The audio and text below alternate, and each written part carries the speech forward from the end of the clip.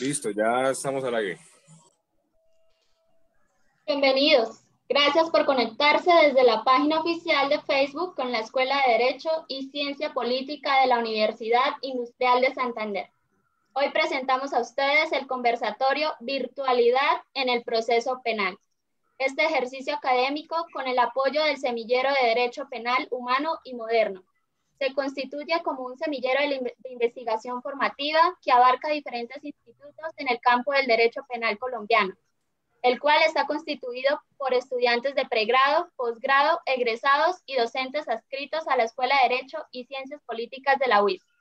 Recuerden que nos pueden seguir en Twitter y YouTube y nos pueden encontrar como @UISDerecho. La Facultad de Ciencias Humanas y la Escuela de Derecho y Ciencia Política tiene abiertas las inscripciones en Maestría en Derechos Humanos. Espacio de formación de alto nivel académico. Formación en asesores o consultores. Promover la investigación interdisciplinaria. Para mayor información e inscripciones por medio de la página, correo o líneas de contacto que pueden ver en pantalla. Gracias por acompañarnos. Que disfruten de nuestra transmisión en vivo. Le cedo la palabra a nuestro director de escuela, el doctor Javier Alejandro Acevedo Guerrero. Bienvenidos. Gracias. Muy buenas tardes a todos.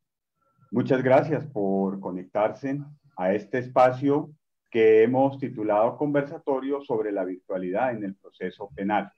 La virtualidad, de alguna manera, nos ha venido cambiando la vida y hay una relación muy estrecha entre la docencia y el ejercicio judicial.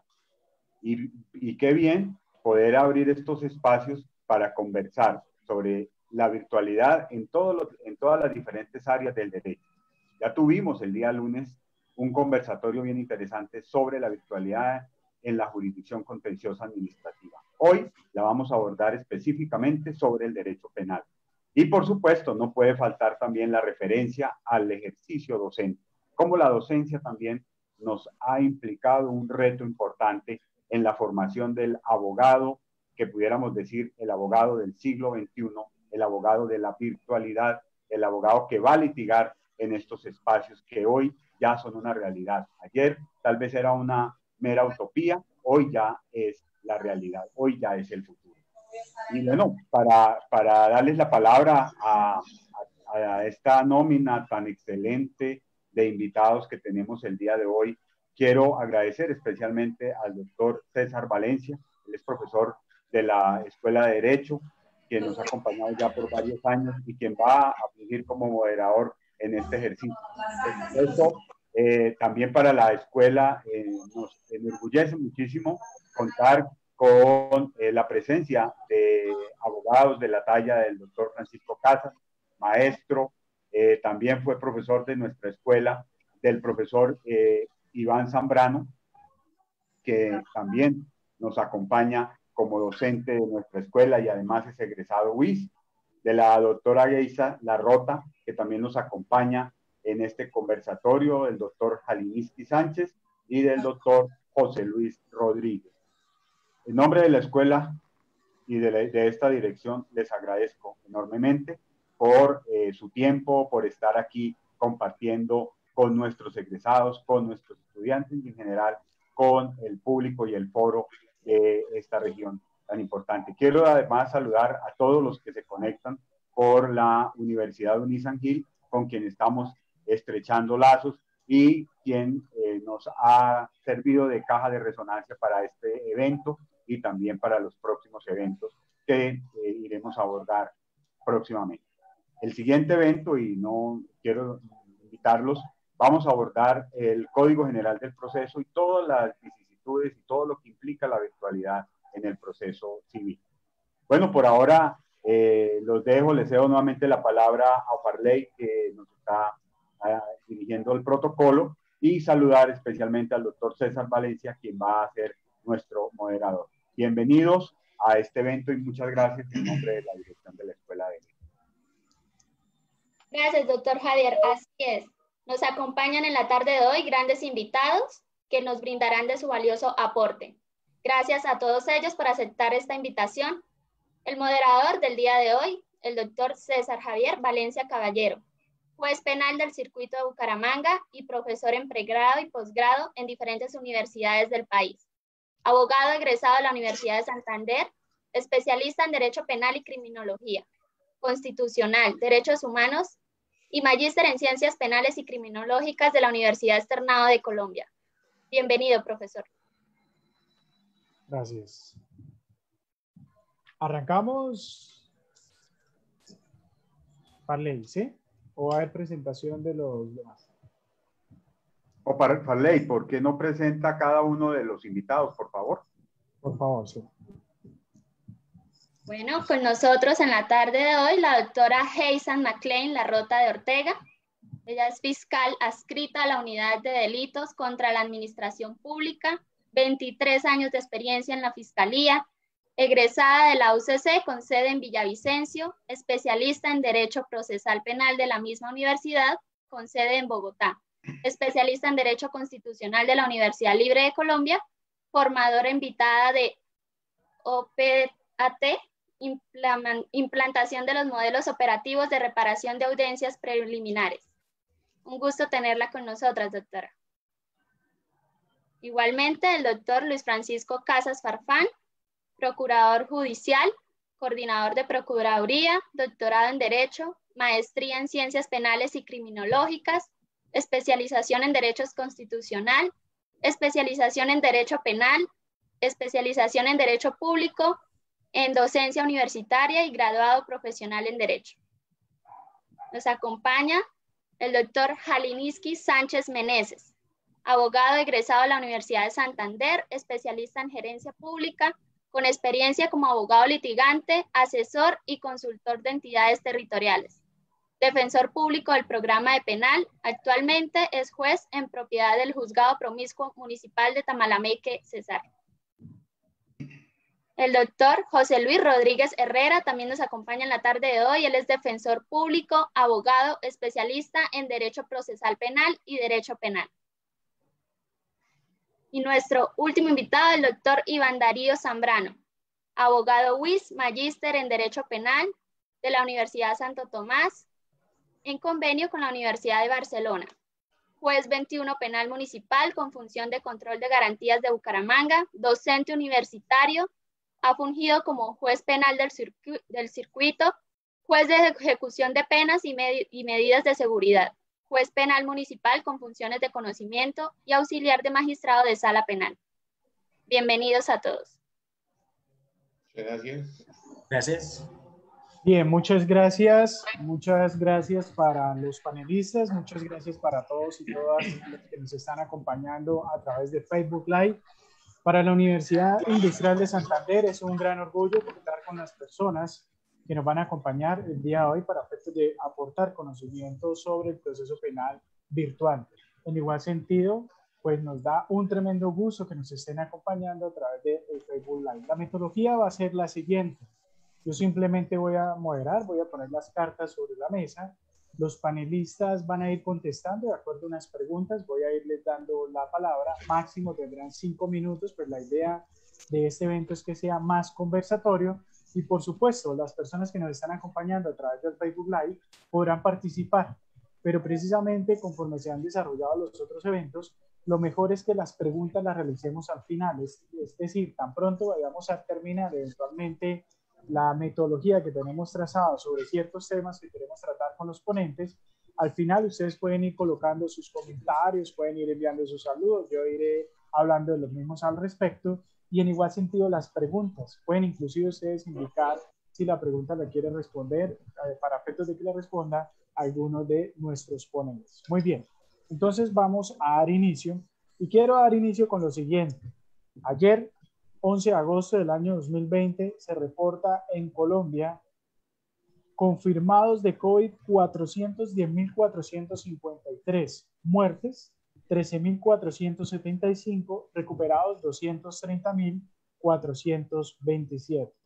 En Santander, nuestro querido departamento, 7.678. Pero como quiera que nos acompañe Jaliniski, no podemos dejar detrás al Cesar con 4.786 contagios. En Santander, concretamente, se reporta el día de ayer, la situación es bastante crítica. Tenemos 720, reporta la Gobernación de Santander, se reporta la cifra más alta de contagios registrada desde el inicio de la pandemia en Santander, 720 casos. Están ubicados los pacientes en Barrancabermeja 50, Bucaramanga 447, Cimitarra 4, El Playón 4, Floridablanca 107, Quirón 43, Lebrija 2. Esto implica pues que estamos viviendo la parte más complicada precisamente de la pandemia. Y bien, ahora sí, adentrándonos a lo jurídico, que es lo que nos interesa, yo quiero abrir la discusión sobre lo siguiente. Cada vez que en la Administración de Justicia tenemos que tomar una decisión, siempre resulta pertinente chequear qué es lo que ha hecho la convencionalidad. Hace muy poco, la Comisión Interamericana de Derechos Humanos, en el comunicado 9 de junio del 2020, a propósito de la pandemia, en el marco de esta pandemia de la Administración de Justicia, señaló textualmente lo siguiente. En cuanto al acceso a la justicia, la Comisión entiende que es un pilar fundamental de la democracia que no puede verse suspendido o limitado en su ejercicio y funcionamiento.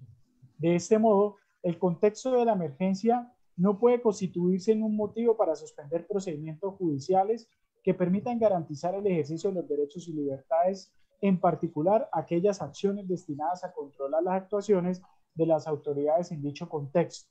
Es por ello que resulta fundamental asegurar la existencia de medios idóneos y flexibles para interponer los recursos que permitan el control de las disposiciones que se dicten en una situación de emergencia.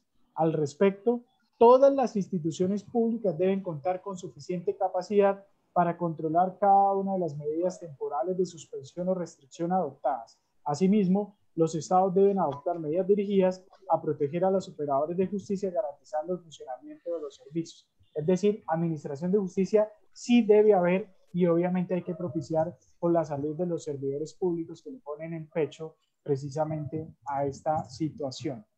En ese sentido, entonces, queremos comenzar con nuestra mujer, la doctora Geisel Larrota, para efectos de que desde su experiencia, desde su experticia como fiscal, nos dé una ilustración de cómo ha sido el antes, el durante y qué se espera precisamente del proceso virtual con ocasión a esta pandemia. Tiene el uso de la palabra, doctora Larrota. Bueno, primero que todo, muchas gracias por la invitación a la Universidad Industrial de Santander. Conozco la importancia que tiene a nivel nacional ese claustro universitario y me siento orgullosa de estar el día de hoy acompañándolos y contándoles un poco a partir de mi experiencia, precisamente la pregunta que plantea el doctor César Valencia. Igualmente agradecer por tener la compañía de este equipo tan maravilloso que me acompaña. Nadie se esperaba una situación como la que estamos viviendo actualmente de esta pandemia.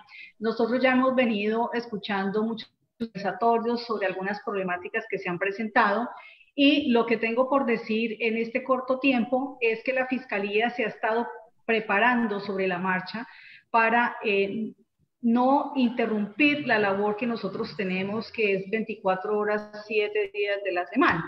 ¿Y ello por qué? Porque Colombia en este momento se encuentra en una transición muy importante hacia una transformación digital completa, inclusive se habla de la cuarta revolución industrial. Tenemos en este momento todo un programa político de desarrollo social y económico que viene orientado por el COMPES 3975 expedido por el Departamento Nacional de Planeación. Pero igualmente tenemos una serie de compromisos internacionales y en esta pandemia algo que se ha observado es que el crimen organizado, que son algunos de los puntos estratégicos del plan de la Fiscalía, no ha cesado y por el contrario se ha venido incrementando. Igualmente durante esta pandemia se han venido incrementando los casos de abuso sexual de una manera inusitada y los casos de violencia intrafamiliar. Nosotros tenemos unos moduladores y unos principios también que como funcionarios de la Fiscalía tenemos y ellos van encaminados precisamente a proteger estos grupos menos favorecidos como son la niñez, la mujer y proteger todo el ámbito a lo largo y ancho del país en relación con el crimen internacional y los grupos armados organizados y el narcotráfico que en esta pandemia también se ha incrementado.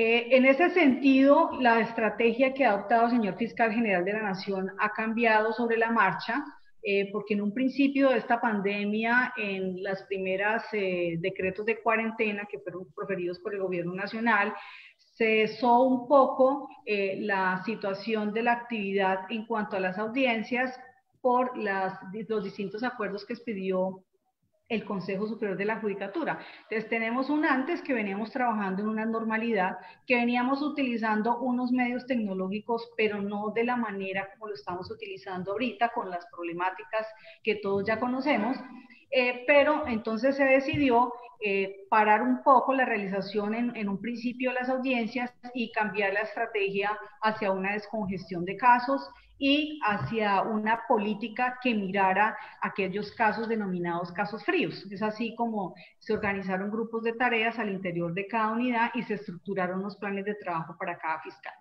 Sin embargo, orgullosamente debo decir que Santander, tierra de gente trabajadora, de gente echada para adelante, de acuerdo con la información oficial de la Dirección Seccional de Fiscalías, desde el 23 de marzo hasta el 31 de julio se realizaron 7.942 audiencias, correspondiendo las 3.463 audiencias preliminares y audiencias de juicio, es decir, a partir de la audiencia de formulación de acusación hasta el incidente de reparación integral, 4.029 audiencias. Esto entonces denota que pese a que existen multiplicidad de problemas de carácter tecnológico, de interpretación de algunas normas o de algunos acuerdos que ha expedido el Consejo Superior de la Judicatura, lo cierto es que la Fiscalía no ha cesado su trabajo y por el contrario, la estrategia va encaminada, como ya lo dije, a la descongestión. Y pues nosotros tenemos que apropiarnos del concepto de transformación digital porque a partir de que Colombia firmó un convenio internacional con la OCDE y ese convenio ya fue adherido y ya fue ratificado por el país, ya fue proferida una ley que regula el OCDE, tenemos toda una política de transformación digital para prepararnos a la estrategia mundial de la cuarta revolución industrial. ¿Y ello qué va a generar? Eso va a generar oportunidades que se están dando desde este momento. Porque para nadie es un secreto que habían muchas vicisitudes en la realización de audiencias de manera presencial. Muchas veces nosotros los fiscales nos veíamos obligados a aplazar las audiencias porque no encontrábamos los testigos o porque el testigo no tenía medios económicos para trasladarse a la sala de audiencias. La fiscalía muchas veces no tenía tiempo de tener un contacto más directo con las víctimas y pues es allí donde se encuentra, en medio de la debilidad, se encuentra entonces muchísimas fortalezas que nosotros tenemos que apropiarnos como funcionarios para continuar desempeñando nuestra función. Es una realidad el COVID. Científicos han manifestado que al parecer viene una segunda ola. Esto va para largo, pero quiero que nos saquemos del imaginario el hecho de que esta justicia virtual se desarrolla específicamente por la pandemia. No. Y si ustedes revisan o pegan una revisada a ese COMPES 3975, podrán encontrar que ya vienen estrategias para cumplir hasta el año 2020 y hasta el año 2024. Luego, la virtualidad era algo de carácter obligatorio para el desarrollo, para que los grupos menos favorecidos tengan acceso a la justicia entendida como un derecho constitucional y teniendo en cuenta precisamente la resolución 01 del 2020 de la Corte Interamericana, la justicia no puede parar y mucho menos la labor tan importante que cumple la Fiscalía. Eso sí, hay que hacer unas adaptaciones y pues en este conversatorio yo vengo a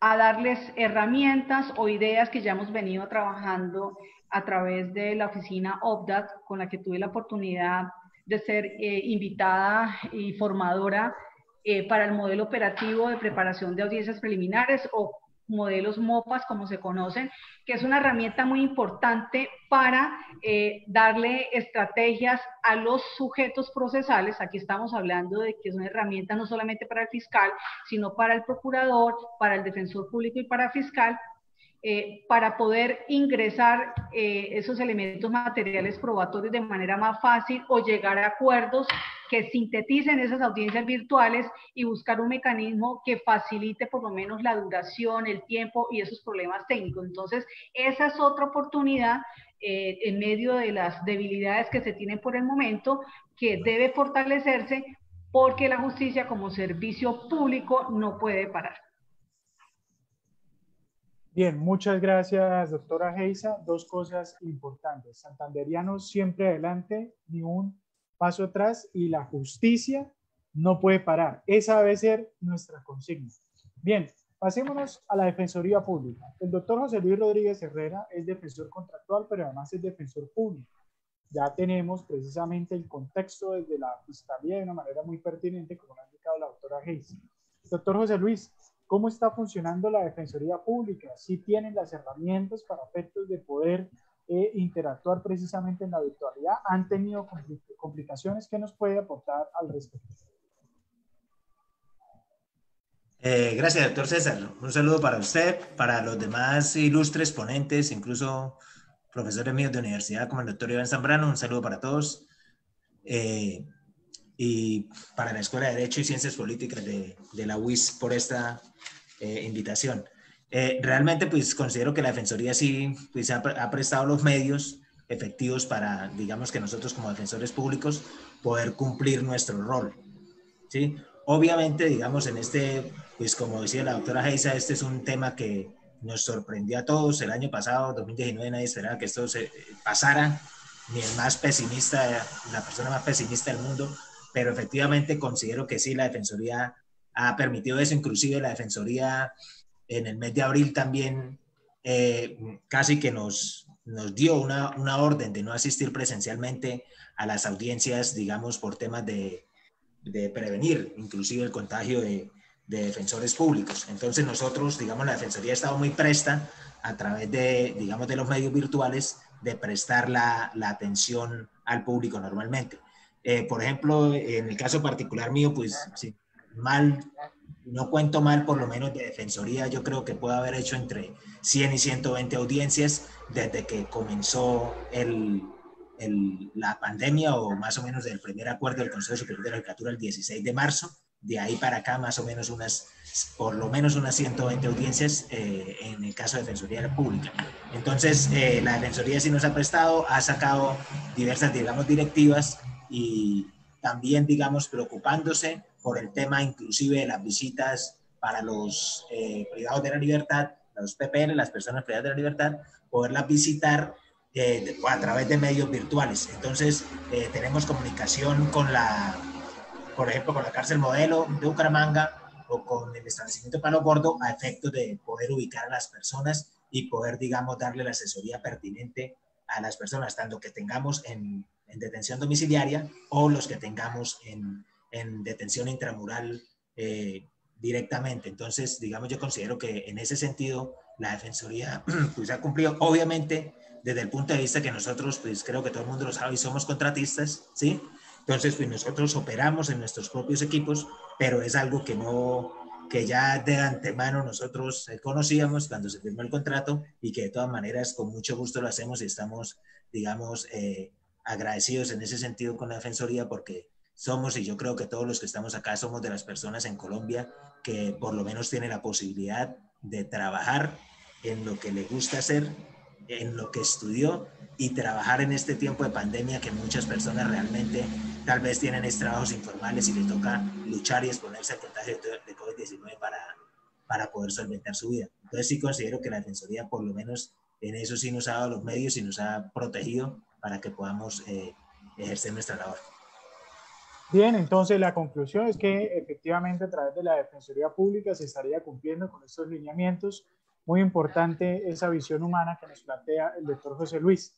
Ya habló la Fiscalía, ya habló la Defensa, ahora va a tener el uso de la palabra la toga, el juez de control de garantías, el doctor Iván. Doctor Iván, Yo quiero ya concretar un poquito y para ir reflexionando sobre ciertas preguntas un poco prácticas.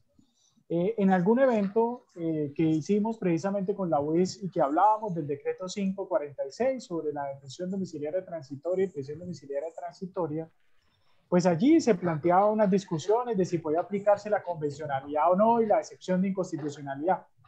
Usted, que es un gran lector, sabe que ya la Corte Suprema de Justicia no ha dado posibilidad de ello. Sin embargo, pues la realidad del contagio del COVID, lastimosamente, hoy en Bucaramanga es muy complicada.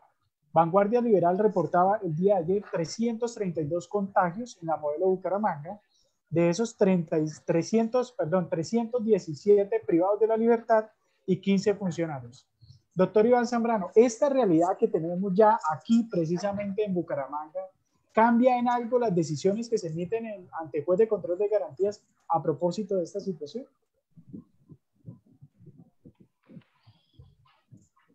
Perfecto, muchas gracias, doctor César. Debo inicialmente saludar a todos los colegas que pues me acompañan a la invitación del profesor Javier, al doctor Jalininski, a la doctora Geisa, al doctor César y al doctor José Luis, naturalmente, y en forma muy especial al doctor Luis Francisco, a mi maestro, a quien no solo le profeso gratitud, sino también mucho cariño y naturalmente admiración. El escenario sí, hace no sé si 2 o tal vez 3 meses, cuando dialogamos sobre la aplicación de ese decreto, se tenían planteadas por parte de los jueces de control de garantías algunas interpretaciones en torno a la finalidad de ese decreto, a la articulación con otras normas, tales como el artículo 314, y eventualmente hacer una ponderación de esas circunstancias para adoptar tal vez las decisiones más ajustadas a las necesidades actuales, no solo de la colectividad, sino incluso del mismo sistema penitenciario. La decisión de la Corte, en cierto modo, generó una restricción a ese campo de interpretación amplio que existía y digamos que han sido en los últimos días varias noticias las que preocupan a la Administración de Justicia. El crecimiento exponencial de población con COVID-19 llevó a que la cárcel, incluso modelo, replanteara la posibilidad del ingreso de algunas personas, porque hasta un poco más de un mes el INPEC señaló que habilitaría unos pabellones para realizar el ingreso paulatino de personas que tuvieran ya sentencia condenatoria y además se cumpliera el protocolo de bioseguridad para su aislamiento. Naturalmente, con la propagación del virus al interior de la cárcel, esas medidas cesaron y existe no solo la preocupación también dentro de los establecimientos carcelarios, sino de las mismas estaciones de policía. Ahora, ¿incide o no en las decisiones que tomen los jueces de garantías? Yo creo que todo depende de la misma autonomía judicial que deriva del artículo 230 constitucional y de las interpretaciones o de las cosmovisiones que puedan tener cada autoridad judicial en torno a la realidad en la que nos encontramos. Hace poco en una diligencia precisamente se planteaba ese dilema. ¿Qué hacer cuando el Estado presenta una crisis carcelaria, no solo por el estado de cosas inconstitucional que ha sido declarado desde hace varios años, sino que se ve agravada por este virus? Debe entonces replantear la imposición de algunas medidas de restricción de libertad. Y si es así, entonces, ¿cuál es la legitimidad del Estado si no puede garantizar en términos amplios, supongamos, la seguridad pública a través de estos mecanismos de represión? Entonces, entramos en una discusión que puede ser abordada desde la misma filosofía del derecho, desde la criminología, y finalmente todo redunda en un aspecto normativo y de interpretación. ¿Se reúnen o no los requisitos legales para privar a una persona de la libertad? Recapitulando, entonces, será el criterio o la interpretación que realicen los jueces de garantías para determinar si la crisis actual sanitaria derivada de la propagación del virus puede aminorar esas interpretaciones constitucionales para privar a una persona de la libertad en un centro carcelario. Y no se pueden hacer juicios, digamos, de incluir o de separar grupos para señalar que algunos jueces han optado por dejar de aplicar las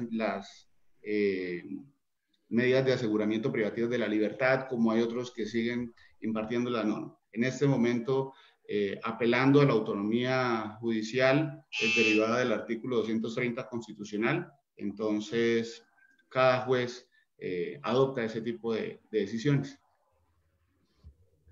Bien, gracias, doctor Iván. Siempre es importante tener un egresado en nuestra casa de estudios en la Administración de Justicia, autonomía judicial. Hay dos cositas que podrían agregar. La Corte Constitucional recientemente no ha emitido ni siquiera el comunicado de prensa, pero declara la exigibilidad de ese decreto. Hace unos condicionamientos, pero no tiene nada que ver precisamente con lo que se atacaba de las excepciones. Es decir, tenemos ya decisión constitucional, tenemos que esperar qué fue lo que dijo la Corte Constitucional en su ratio de 100. En igual sentido, en la actualidad, es sabido que por la situación que se está viendo, no solamente en la cárcel Modelo, sino también, por ejemplo, en la cárcel Palo Gordo, hay eventos en los que no están conectando a las personas privadas de la libertad porque ya ni siquiera las pueden remitir a un espacio dentro de la institución porque puede haber un riesgo complicado del COVID. Muy bien.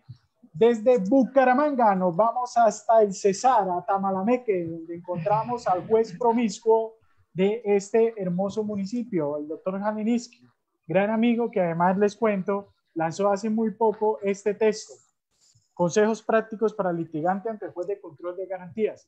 Un juez que tiene experiencia como litigante hablando de consejos prácticos precisamente para los litigantes. Doctor Haliniski, qué bueno contar con su presencia en esta casa de estudios, siempre tendrá las puertas abiertas. Qué interesante que usted está aquí el día de hoy porque como usted nos indicaba fuera de cámaras o fuera del en vivo, nos decía que es un juez precisamente de la provincia y usualmente pues no hemos tenido invitados precisamente jueces de la provincia. Quisiéramos escuchar cómo están funcionando las cosas allí. Usted ya más o menos ha escuchado a la fiscalía, a la defensa, juez de garantías, cómo las cosas están complejas en Bucaramanga. ¿Qué sucede allá? Usted que ejerce funciones de juez de control de garantías y de conocimiento, ¿qué está pasando, doctor Haliniski? Ay, buenas noches, mi Señor Jesús los bendiga a todos. Gracias a la Escuela de Ciencias Políticas y Jurídicas de la UIS, gracias doctor César, gracias a los colegas que me acompañan en este panel, algunos conozco y compartí con ellos. Doctor José Luis, lo felicito, la Defensoría Pública es un apostolado, dejó una marca imborrable en mí, la Defensoría Pública. Doctora Geisa, un placer. Doctor Iván, compañero del curso de formación judicial, un hombre brillante, incisivo, comprometido con los principios del derecho penal democrático. Me alegra saludarlo, doctor Iván. Y mi profesor Luis Francisco Casas Farfán, me alegra verlo nuevamente, profe y maestro, de verdad. Cuánto amor por el derecho penal a partir de sus clases. No sé si para bien o para mal, pero ahí comenzó el amor por el derecho penal en sus clases. César, efectivamente es bueno también escuchar la voz de la provincia, porque históricamente en Colombia geográfica, históricamente siempre ha vivido en una bipolaridad, porque aquí hay un país urbano y un país rural, con necesidades distintas y con dinámicas muy distintas. Entonces no es lo mismo ser juez de control de garantías o ser juez penal de conocimiento en el circuito, como es tu caso, ser juez promiscuo municipal en un municipio de difícil acceso como Tamalameque y un municipio eminentemente rural. Tamalameque es un municipio histórico, más de 400 años, cultural, afrodescendiente, está entre los límites del departamento del Magdalena y del departamento del Cesar, y es un municipio que el área urbana es infinitamente más pequeña que el área rural. En la rama judicial, yo soy nuevo, soy un neófito en la rama judicial, vengo del litigio. Dios me da la posibilidad de entrar a la rama en propiedad después de una década de ser litigante y después de un paso por la Defensoría Pública. Y pues me encontré en la rama judicial con dos perspectivas de los problemas. Puede que haya un sector que se resiste a los cambios o que de pronto se excusa en que faltan recursos, que hay problemas, que los hay y faltan recursos, pero también hay un sector que son la mayoría, la infinita mayoría en la rama judicial, que decidimos salir adelante a pesar de las dificultades y de la escasez de recursos. En la rama judicial siempre los desafíos desbordan los recursos con los que contamos. Pero como decía la doctora Geisa, la justicia no puede parar, y no solo porque así lo indique la Corte Interamericana, desde esa opinión convencional, sino también la misma Constitución. Ni siquiera los estados de excepción se pueden suspender los derechos fundamentales, y el acceso a la justicia y la tutela judicial efectiva son derechos fundamentales que como juez se le deben garantizar al ciudadano de Tamalameque. Entonces no estábamos preparados y se nos viene esta situación con un sistema, un proceso penal creado para el contacto físico, para audiencias físicas, y de un momento a otro, sin tener una política perfectamente estructurada y sin contar con recursos económicos y tecnológicos, nos tocó transformar la inmediación en el proceso penal y comenzar a hacer audiencias de control de garantías y juicios orales a través de una pantalla de un televisor. Eso genera pues muchos desafíos. Pero no hemos parado, doctor César, que es lo importante. El juzgado de Tamalameque es un juzgado con infinitamente menos carga que la de ustedes en la ciudad, pero que para la población que tiene una carga razonable de demanda de justicia. Nosotros no hemos dejado de hacer audiencias de control de garantías ni audiencias de juicio oral un solo instante. O sea, la pandemia en el juzgado de Tamalameque no ha justificado en ningún momento que se pare el servicio a la justicia. Hemos contado con un apoyo genial. El Consejo Superior de la Judicatura ha prestado un servicio tecnológico a través de una aplicación muy sencilla que nos ha ayudado de una manera muy práctica a hacer las audiencias. RCET Pro creo que es una de las opciones, y hay otra aplicación, LICIS, que es cuestión de programar la audiencia con unos ingenieros y ellos se encargan de grabarla. Entonces eso ha facilitado un poco el tema. Las dificultades que encontramos, y les voy a hablar de casos prácticos. Cuando yo hice la primera audiencia de control de garantías en el juzgado de Tamalameque fue por un delito sexual. Y resulta que en los municipios tenemos problemas de conectividad, el internet no es bueno, eso no es culpa de la rama judicial ni de los ingenieros que hacen su esfuerzo. Y sucedió que comenzamos la audiencia y cuando yo hablaba se distorsionaba la imagen y el sonido. Entonces tocó apagar toda la audiencia a la cámara mía. Tocó apagar la cámara mía y hacer la audiencia, explicar, dejar las constancias.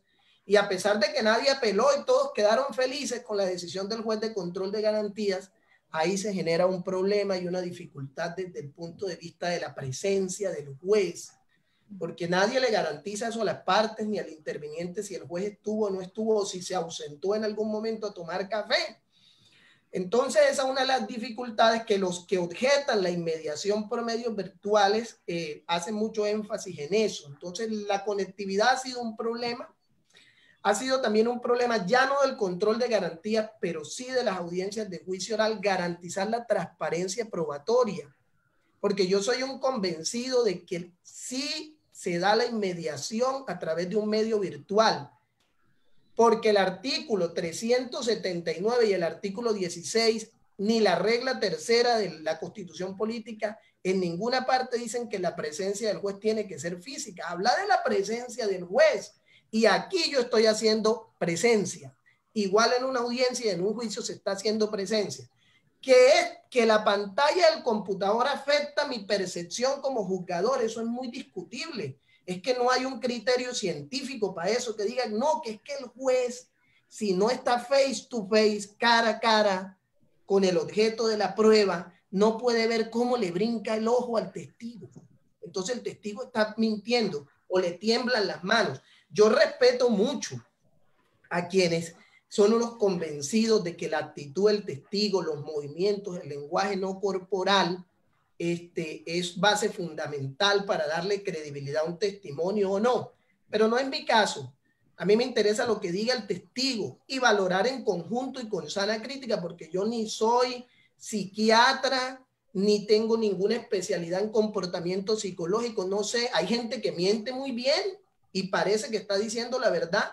Y hay gente que está muy nerviosa porque no está acostumbrada a ir a un estrado judicial, pero está diciendo la verdad. Entonces, creo y soy un convencido de la inmediación, doctor César, en entornos virtuales. Dificultad la conectividad en la provincia. Dificultad, transparencia probatoria. ¿Cómo hacemos para garantizar en el juicio oral que ni el fiscal ni la defensa contaminen los testigos? Se debe escuchar un testigo después de otro, y eso es una dificultad muy grande, porque vamos a iniciar un juicio oral y de pronto el fiscal o el defensor, doctor, aquí están todos mis testigos, y los testigos están comiendo crispete, tomando café, todos ahí. Entonces, ¿quién me garantiza a mí que no se va a contaminar la prueba? Esas son dificultades, pero no pueden servir jamás de excusa para parar. ¿Qué tenemos que hacer, doctor? El juez tiene que maximizar la dirección. El juez tiene que hablar mucho con fiscal y defensor y crear protocolos de audiencias que garanticen en la medida de lo posible eso, maximizar la buena fe también, y seguir adelante con los procesos, porque la justicia no puede parar. Hay que buscar formas previas para que efectivamente los juzgados, los testigos no se contaminen, para que la prueba pueda ser transparente, para que el juez pueda hacer presencia. Esas han sido como las dificultades, además de a veces para ubicar a los testigos, a los acusados en la zona rural es difícil, porque son gente que viven en fincas, que no tienen conectividad de ninguna índole. Cuando era presencial era difícil, imagínense ahora. Y hay un tema también que quiero resaltar, que lo tocó el doctor Iván.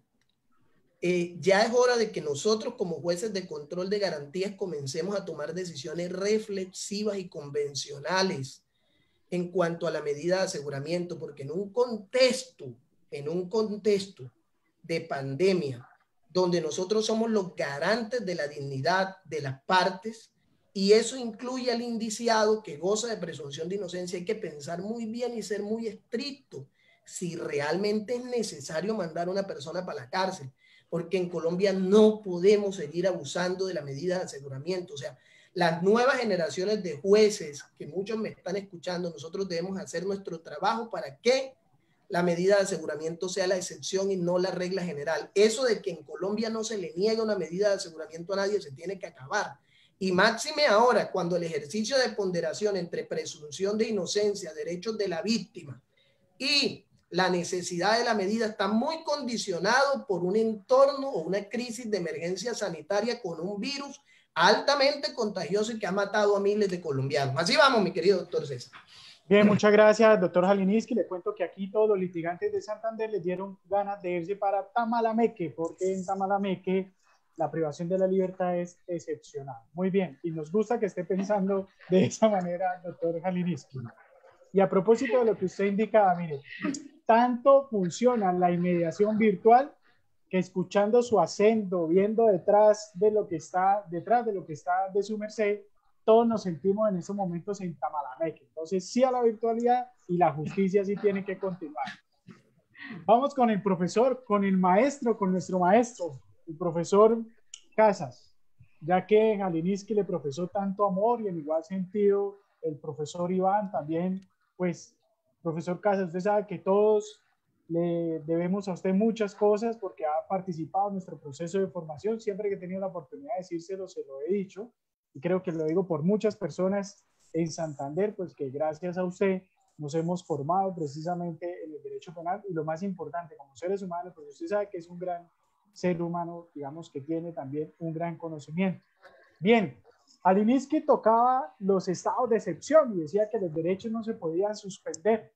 Hoy el profesor Casas, que además su tesis doctoral tiene que ver sobre estados de excepción y que ya habló en alguna oportunidad precisamente con la UIS sobre este tema, quiero preguntarle de pronto, profesor Pacho, para efectos de que nos aclare, si estamos o no estamos en un estado de excepción. Y si no lo estamos, como hay que reconocer que hay un estado de emergencia, de salubridad, digamos en estricto sentido, la pregunta es desde el Ministerio Público, concretamente desde la Procuraduría, ¿qué se puede hacer? ¿Qué podemos hacer para efectos de mejorar o cómo enfrentar esta pandemia para que la justicia, como lo hemos dicho, no pueda parar? Bueno, gracias César y un cordial saludo a todos y cada uno de los comparecientes. Esas palabras de cariño que se han expresado pues son recíprocas, ustedes bien lo saben. Me hacen sentir, sí, el más viejo definitivamente del grupo, que eso se ve a leguas, porque todos de alguna manera en efecto han tenido que sufrirme en un momento dado de su formación. Lo primero que me preguntas, evidentemente ya en este momento no hay estado de excepción, ya eso ha quedado atrás, la emergencia económica, social y cultural ya no está vigente, lo que no quiere decir que la legislación que se expidió no haya desaparecido automáticamente, porque de hecho todavía hay pronunciamientos pendientes de Corte Constitucional y obviamente también eso es independiente a su vez de la emergencia sanitaria que se sigue manteniendo precisamente ante la evidente pandemia que estamos viviendo. Ahora, el Ministerio Público, para volver sobre la segunda parte de tu comentario, pues desde el comienzo yo creo que el Ministerio Público lideró a nivel nacional e institucional la necesidad como de reaccionar, porque es que yo creo que ya a estas alturas llover sobre mojado, es decir, que esto no lo teníamos previsto, evidentemente, jamás nadie había vivido algo, una situación similar, nunca nos habíamos imaginado que podía ser de tanto aliento, de tanto impacto, no solamente en lo emocional, sino en lo económico, en el tiempo que se ha venido prolongando esto, los efectos todavía son incalculables, eso es una cuestión de perogrullo. Pero como un golpe inicial, pues recuerden ustedes, marzo de este año, pues hubo una parálisis y estábamos esperando, bueno, hay 15 días iniciales, esperemos a los 15 días y a los 15 días desaparecerá el COVID, volveremos nuevamente otra vez a abrazarnos y a darnos besos de cumpleaños y a hacer nuestra vida cotidiana y eso no fue así. Y precisamente yo creo que en eso el liderazgo que mostró el señor Procurador General de la Nación fue importante porque estuvo muy activo para que el gobierno nacional empezara a adoptar también medidas, que el Consejo Superior de la Judicatura empezara a hablar precisamente de medidas de contingencia, la Fiscalía, etcétera. Y a nivel regional eso se vio también pues a través de la creación, por ejemplo, de mesas de trabajo. Aquí veo a Iván y recuerdo esas primeras reuniones también virtuales donde estábamos todavía estupefactos y todavía comentando si se podía o no se podía usar algo distinto al RP1, que era la plataforma, pues la única plataforma que se tenía en ese momento por la rama judicial, porque aquí hay que reconocer algo, y yo creo que las áreas del derecho penal en temas de virtualidad pues es abanderado, porque precisamente no es ajeno al desarrollo de un proceso penal la virtualidad a través de audiencia, la recepción de un testimonio. Claro, cuestiones excepcionales, cuestiones puntuales y no generalizadas como la estamos viviendo ahora. Y yo recuerdo pues que esa discusión pues ha venido evolucionando a punto tal que, y en eso también coincido con Geisa, que está haciendo exactamente el mismo diagnóstico, tal vez desde la perspectiva de la Fiscalía, nosotros desde la óptica del Ministerio Público, donde estamos monitoreando semana a semana el número de audiencias virtuales a nivel país.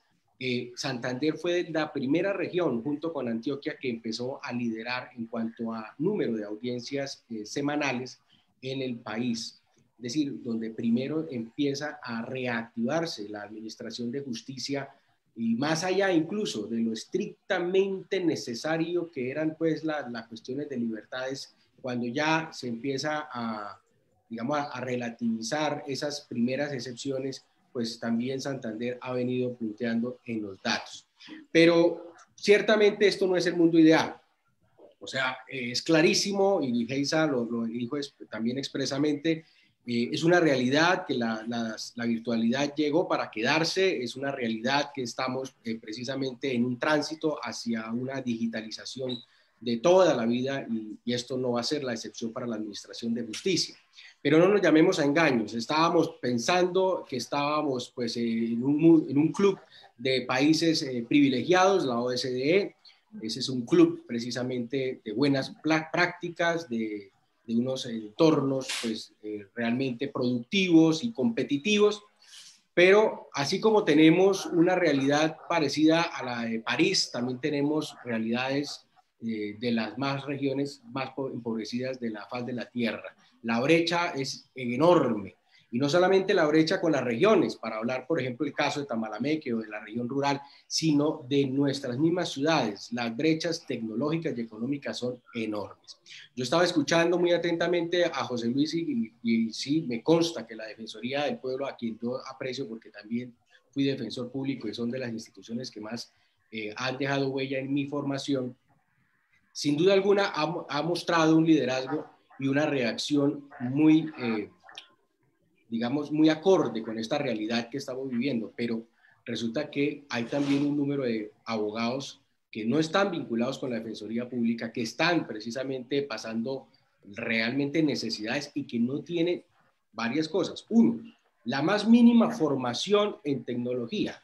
Es decir, no conocen un computador. Señores, conozco casos aquí en Bucaramanga, no en una provincia alejada, no, en Bucaramanga, una ciudad intermedia, capital de departamento, abogados que no sabían qué era un correo electrónico porque nunca habían tenido la necesidad de tener un correo electrónico, mucho menos habían diferenciado un televisor de la pantalla de su computador.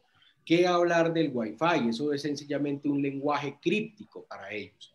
Esa también es una realidad. También es claro que, por ejemplo, una de las cosas que sí vemos desde la Procuraduría y hemos hecho, pues, como se dice, hemos llevado este eco a las autoridades nacionales, es que, claro, la Defensoría Pública se conecta con la cárcel modelo, con la cárcel Palo Gordo, porque el señor defensor José Luis Rodríguez tiene una entrevista o quiere entrevistarse con un interno privado de la libertad en ese lugar. Y obviamente, como es una cuestión institucional, existe una reacción de parte de este establecimiento carcelario y pone a consideración, o pone a disposición, perdón, de José Luis a esa persona privada de la libertad. Pero si no es de la Defensoría Pública, señores, créanme que eso es distinto. Un abogado cualquiera que se quiera entrevistar hoy con una persona privada de la libertad, sencillamente no tiene en este instante realmente medios para llevarlo a cabo. ¿Eso afecta a la defensa? Claro que la está afectando. ¿Eso afecta a las garantías? Claro que las está afectando. No nos llamemos a engaños. Cuando estamos en las audiencias, la primera vez que muchas veces el defensor público, el defensor contractual está en contacto con el cliente o el usuario. Y ahí lo estamos viendo todos los días. ¿Sí? Vamos a hablar de un preacuerdo. Entonces yo me desconecto, dice el juez, y se desconecta y apaga la cámara, pero se está escuchando absolutamente todo. ¿Dónde queda la reserva entonces de esa comunicación entre abogado y cliente? Esas son realidades que estamos haciendo, como dice haciéndonos como la mirada, estamos mirando el refilón, porque el tema de la pandemia y el tema de la necesidad de reaccionar, pero es algo que hay que empezar a pensar cómo mejoramos ese tipo de situaciones, cómo realmente preservamos esa mínima comunicación que debe existir entre procesado y su respectivo defensor. Ahora, estamos hablando igualmente, tú, César, eres juez penal del circuito aquí en la ciudad de Bucaramanga y es de los muy buenos jueces que tiene esta ciudad. Geisa está en administración pública, tiene una de las unidades quizás con mayor logística que tiene la Fiscalía General de la Nación, pero miremos que esa tampoco es la realidad de todos los despachos judiciales. Yo les invito a que pensemos, por ejemplo, la situación que está atravesando la justicia especializada, no solamente en Bucaramanga, en todo el país el diagnóstico es exactamente igual. Procesos donde la media de procesados es de, por bajito, 5, 10, 15 personas, 15 procesados con 15, 10 abogados igualmente litigantes, todos conectados y además con un plus, muchos de ellos privados de la libertad en distintos establecimientos carcelarios a lo largo y ancho del país. Conectar eso con las plataformas actuales, con las deficiencias de conexión, créanme que en este instante donde hay menos número de audiencias en el país es en la justicia especializada, precisamente por esa realidad que es la pues la complejidad de poder contactar innumerables personas en distintos sitios. Entonces, sí, yo creo que es importante, y ahí retomo lo que decías al inicio, la apertura mental. O sea, nosotros no podemos seguir diciendo, ay, no, es que yo estoy esperando que esto cambie, que se vaya el COVID, que desaparezca. No, esto no, así se vaya, así aparezca la vacuna, la rusa, la china, la que sea. Lo cierto es que esto se quedó definitivamente y hay que empezar a adaptarnos a esta nueva realidad.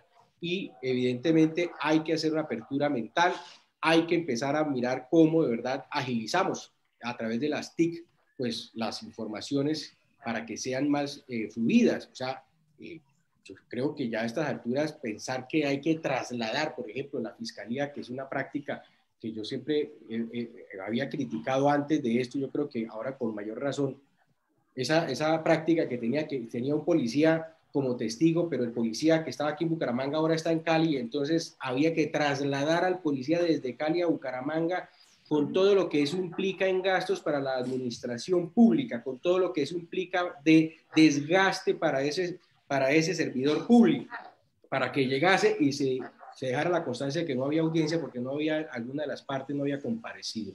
Eso se puede perfectamente pues, suplir simplemente con una cuestión telemática. Pero ciertamente los juicios son uno de los problemas que en este instante están también siendo diagnosticados en el Ministerio Público como los cuellos de botella de esta realidad virtual. La posibilidad de, digamos, de contactar testigos, no todos están, como lo decía Jalinsky, no todos están en las urbes, no todos tienen medios de comunicación y obviamente en la medida en que haya testigos en regiones apartadas o que no tengan estos medios, pues la dificultad es mucho mayor. Hace un instante conversábamos, tal vez, sí, claro, antes de empezar formalmente esta charla, estábamos conversando aquí precisamente sobre los investigadores de la Defensoría Pública y cómo se quería mantener como la práctica de hacer las investigaciones como si no hubiese ocurrido nada y como si no se pudiese tomar pues, medidas a través de los medios telemáticos. Eso es cierto, pero también es cierto que, pues, precisamente como no todo está fluyendo de la misma manera, los investigadores de la Defensoría o de la Fiscalía están teniendo serios tropiezos para el recaudo de información. Eso yo creo que tampoco lo podemos desconocer de tajo. Entonces, yo creo que, pues, en términos generales, sí, yo soy uno de los primeros sorprendidos de la forma como hemos tenido la capacidad como sociedad de tratar de adaptarnos, ¿sí? Sobre la marcha con todos los errores, acierto y error, sin duda alguna, es como la consigna que se ha tenido en cuenta, pero hemos logrado, digamos, adaptarnos, y yo creo que en penal estamos un poquito más adelante que en otras jurisdicciones. Cuando uno conversa con compañeros, amigos que litigan en otras áreas, pues allí todavía están como choqueados. Yo creo que aquí estamos tratando de cómo mejoramos, y eso es una cosa importante, porque si estamos pensando en mejorar, es porque definitivamente ya estamos tratando de adaptar y no de negar, que es el primer impacto que tiene cualquier ser humano cuando se enfrenta a una cuestión completamente anómala y agobiante como lo es la pandemia que estamos viviendo. Unas pequeñas reflexiones ahí como para comenzar, César. Bien, maestro, pequeñas pero muy profundas como siempre en su panorama, muy concreto, pero de verdad con mucho fondo sobre el asunto. Dos cosas importantes que trató el profesor Casas, ¿no? Incluso la pandemia o los procesos virtuales están generando desigualdad entre quien viene siendo defendido por un defensor público, un defensor contractual, ¿no? En el tema de la comunicación. Y otra cosa bastante interesante, y perdónenme que diga así, pero es que me emociona, porque yo soy una persona completamente entregada a la administración de justicia, mi linaje materno así me lo enseñó, y en realidad, a pesar de que estamos enfrentando esta situación, pues somos los seres humanos, como dice Eugenio Fernández Calier, la cara humana de la justicia, que le hemos puesto el pecho a esto, y me gusta mucho que estemos sobre esa idea, que a pesar de esta situación tan compleja, pues estemos tratando de reinventarnos y sacarla adelante. Ya ahora entraremos un poco en la discusión, los temas que tienen que ver con los defensores. Permítame en ese momento simplemente para interactuar un poco con las personas que están conectadas. Les cuento que han estado alrededor de casi 100 personas, 80 personas en estos momentos varias personas conectadas, se han mandado varios saludos, indicaré que son muchos los que están conectados. Luis Mauricio Úsuga Mendoza, un fraternal saludo para los panelistas. Jairo Jaime San Juan, cordial saludo a todos, especialmente al doctor Casas y al doctor Zambrano. Siguen personas conectadas. Andrés Gómez, buenas tardes, excelentes panelistas y muy oportuno el tema elegido.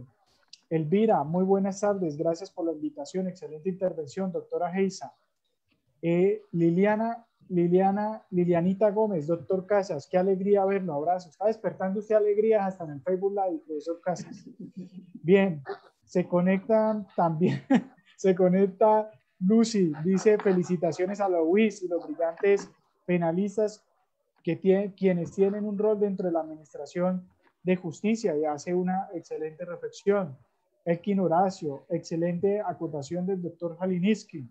José Arturo Arango Villarreal, que hace pues un cuestionamiento precisamente a la justicia virtual. Ya en un momento hablaremos sobre las preguntas. Úrsula, que también hace comentario al respecto. Angélica Estupiñán también realiza una pregunta, por ejemplo, dice, ¿y por qué en el caso del juicio oral no hacerlo de manera presencial como lo señaló el Consejo Superior de la Judicatura, que de manera excepcional se harían audiencias de esta forma?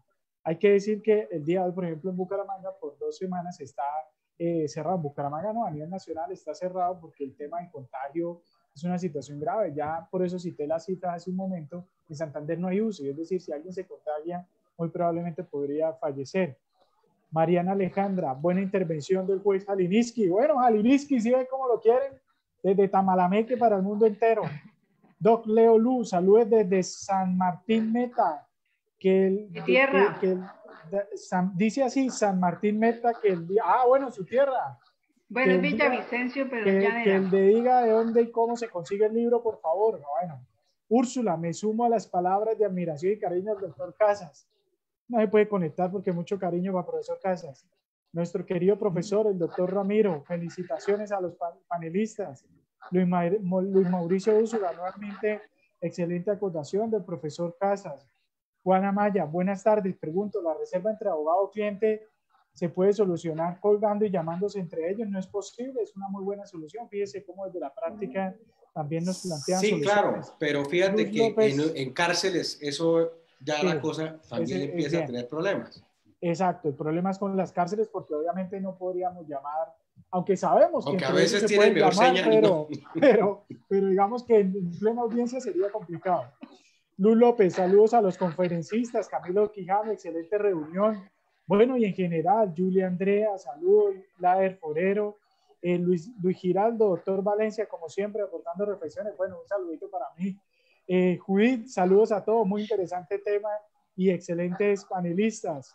Ana Milena, doctor Casas y el doctor Zambrano, excelentes maestros. Bien, muchas gracias a todos y a todas por estar participando y obviamente los comentarios y también los aportes que ustedes señalan son supremamente importantes en esta discusión, que lo están leyendo absolutamente todos. El profesor Casas plantea el problema de la defensoría y vamos a tratar de concretar una discusión. Y para eso voy a concederle el uso de la palabra al doctor José Luis Rodríguez Herrera, que estaría representando en este evento la Defensoría Pública en su condición de defensor. Los jueces hemos tenido pues este tema en el ejercicio de la dirección de audiencia.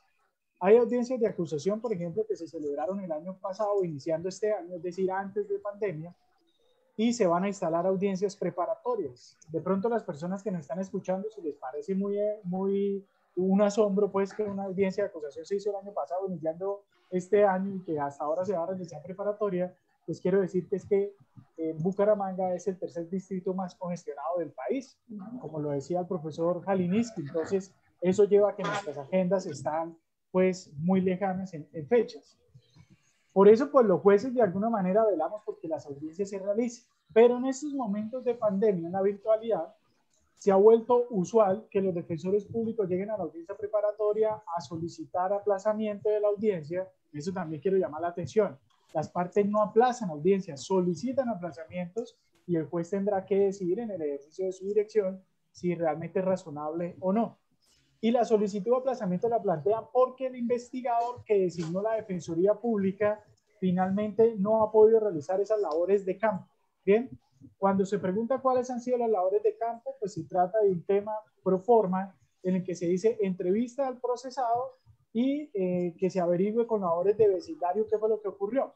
Entonces, lo que uno advierte es que no existe una reinvención precisamente en la virtualidad para utilizar las TICs, por ejemplo, para dar esas órdenes de otra manera. Búsquese en Facebook, búsquese en redes, búsquese a través de los sistemas informáticos, algo que incluso implique que no necesitan hacer esas labores de campo.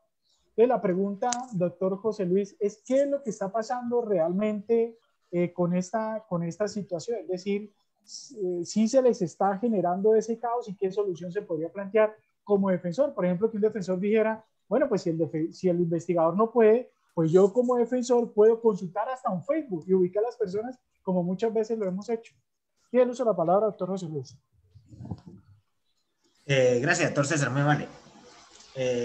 Antes de contestar sus cuestionamientos, también quiero saludar al doctor Casas porque su libro respecto de las medidas de aseguramiento del procedimiento penal colombiano realmente han sido de mucha ayuda para este defensor y para que, como dijo el doctor Jalinsky, podamos lograr, digamos, muchas detenciones preventivas domiciliarias. Entonces, un saludo al doctor Casas y muchas gracias por ese gran texto.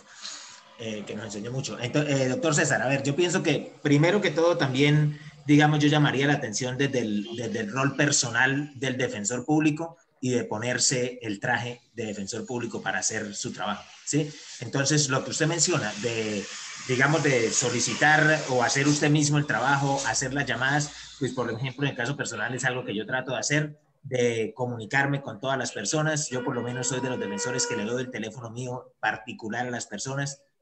Obviamente a veces ya llaman muy tarde de la noche, es difícil contestar, pero casi en cualquier momento que me llamen, digamos en el día estoy teniendo 3, 4 llamadas de usuarios de Defensoría Pública que me preguntan por los procesos. Entonces yo creo que inicialmente esa es la labor que uno digamos debe cumplir, estar presto, como decía el doctor Iván Cancino, que el penalista debe estar dispuesto para, en el caso de él, por ser abogado contractual para su cliente, en el caso de nosotros, siendo defensores públicos para sus usuarios. Entonces, personalmente me la paso contestando muchas llamadas, intentando hacer esa labor, preguntándole a las personas qué testigos tienen, qué, digamos, cómo se puede mejorar su situación, dependiendo del caso, si se puede, digamos, ir a través de la justicia premial o incluso algunas veces hablando con los mismos familiares de las personas. Entonces, lo repito, es ponerse, digamos, nosotros como defensores públicos, ponernos el uniforme, ponerlo en la camiseta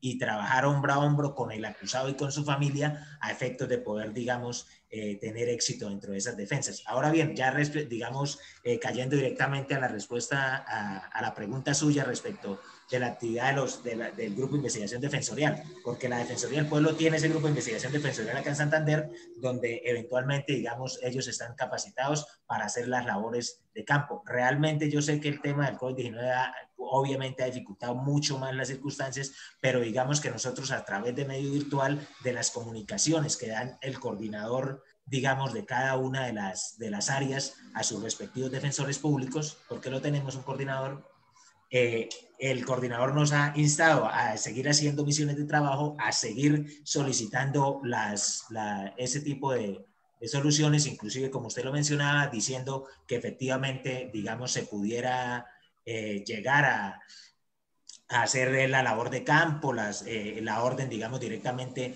para ir al sitio donde ocurrieron los hechos o ir a hablar o a entrevistar testigos. Efectivamente, por lo menos en el caso personal, se ha hecho.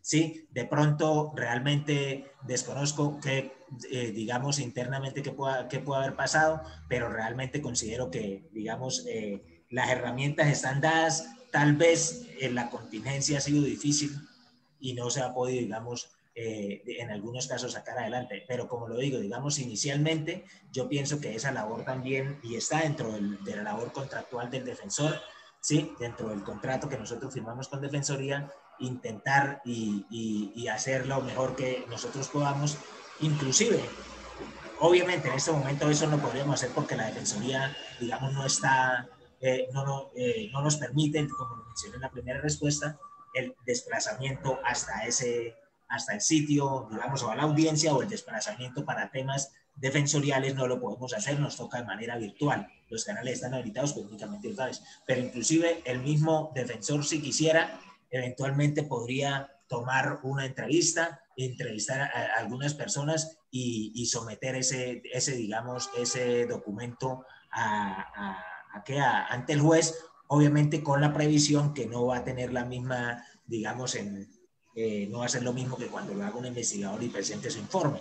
Pero de todas maneras, digamos, yo pienso que es el tema de nosotros como defensores poner una camiseta, porque la Defensoría tiene unas reglas claras de cómo se solicita, digamos, una orden de trabajo, inclusive en la virtualidad, porque incluso esta semana recibimos información de coordinación de efectivamente seguir manejando las órdenes de trabajo de la misma manera como lo veníamos haciendo.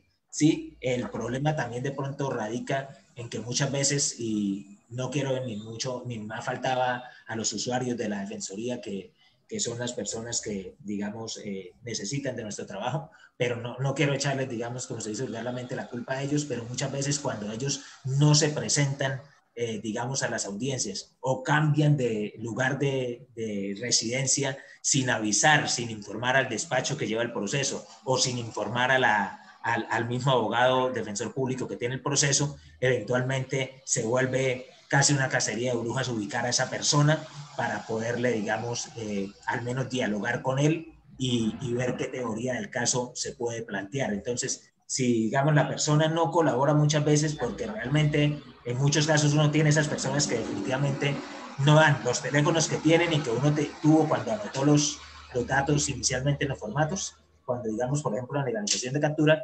ya esos teléfonos los han cambiado. No sé si tienen la consigna de que es mejor perderse, como dicen vulgarmente, no estar presentes, que efectivamente comparecer. Y este es un consejo para que si personas que de pronto nos están escuchando y no son abogadas y tienen un proceso judicial en su contra, lo peor que ustedes pueden hacer en un proceso judicial es no dar la cara.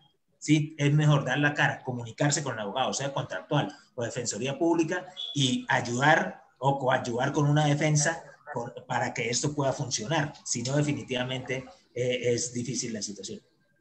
Bien, muchas gracias, doctor José Luis. Resaltar que no es un problema de los defensores, es decir, de naturaleza personal, sino es un problema de índole institucional, ¿no?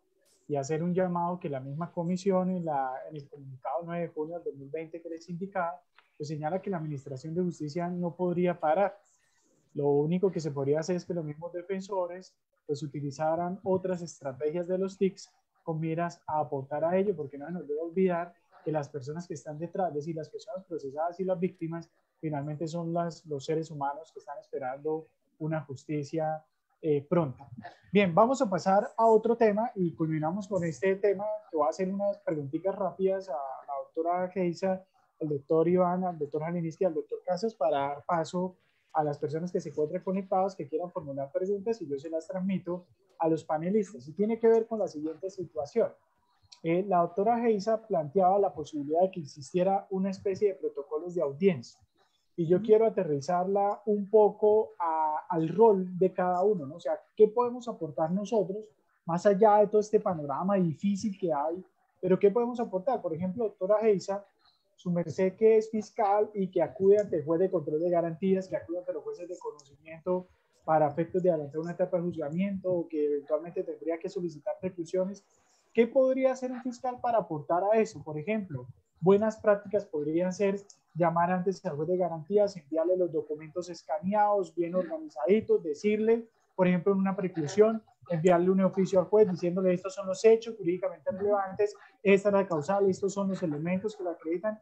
¿Qué puede hacer usted como fiscal? O sea, sin necesidad que el juez o las partes o el Ministerio Público esté encima, sino decir, yo quiero aportar a la Administración de Justicia para solucionar este caos en el que estamos en la virtualidad. ¿Qué se puede hacer, doctora Geisa?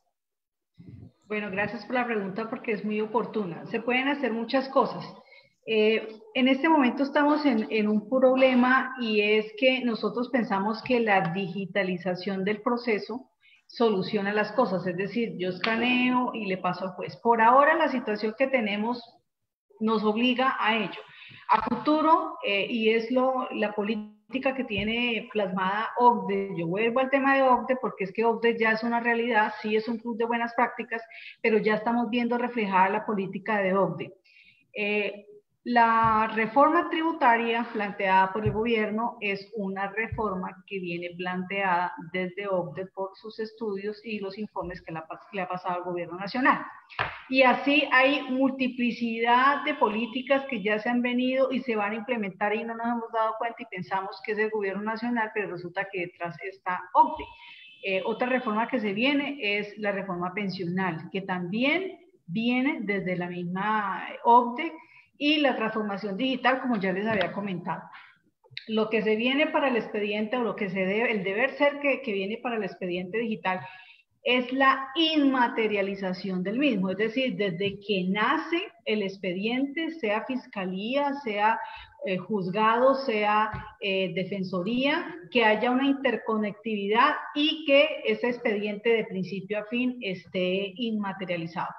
Por ahora, nosotros lo que podemos aportarle al desarrollo de las audiencias y unas buenas prácticas es precisamente esos espacios anteriores a las audiencias, utilizarlos para tener unos diálogos, bien sea con el procurador, bien sea con la defensa, bien sea con sus investigadores, y podemos, como dijo el doctor César, escanear ese expediente. Yo ya lo he hecho algunas audiencias, tuve una inclusive con el doctor Iván, donde previo a la situación, previo a la realización de la audiencia, estoy entregando el expediente de manera digital a su correo, de manera ordenada. Eso también puede ser una muy buena práctica, presentarlo de manera ordenada, es decir, dependiendo del tipo de audiencia, entonces yo digitalizo ese documento, lo organizo en una carpeta y se lo puedo enviar previamente a las partes y plantear escenarios anteriores a la audiencia. Y eso puede ser posible y ya está diseñado desde los modelos operativos de preparación de audiencias, o como se conoce, MOPAs. Ese modelo es una prolongación de las buenas prácticas que tuvo bien implementar la Escuela Judicial Rodrigo Lara Bonilla a través de las guías judiciales de conocimiento, que nosotros ya muchos conocemos, pero que aún no ponemos en práctica. Les voy a poner un ejemplo cotidiano. El día viernes tengo una audiencia de acusación. Hoy me llama el abogado, consiguió mi número. Ya nosotros no podemos pensar que nuestros números son privados, sino que ya en esta pandemia tenemos que estar abiertos a cualquier comunicación. Me llama el abogado, me plantea, me hace una solicitud por escrito y me dice: doctor, ¿usted la recibió? Sí, efectivamente. Me está planteando una preclusión respecto a los 3 delitos, y el planteamiento, el contraplanteamiento que yo le hago antes de la audiencia es: doctor, reunámonos virtualmente el viernes.